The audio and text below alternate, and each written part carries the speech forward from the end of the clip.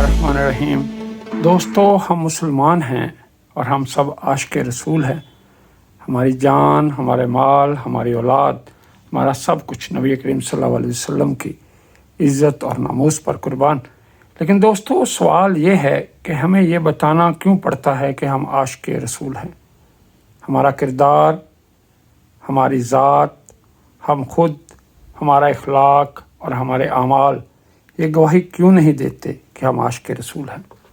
दोस्तों, बजाय इसके कि हम अपने आशिक रसूल होने की सदाएं बुलंद करते फिरें, हमें अपने इखलाक को इतना बुलंद करना होगा, हमें अपने आमाल को, हमें अपने आदात को इस कदर बुलंद करना होगा कि हमारी आदात, हमारे आमाल वो ख़ुद इस चीज़ को ज़ाहिर करें कि हम आशिक रसूल हैं।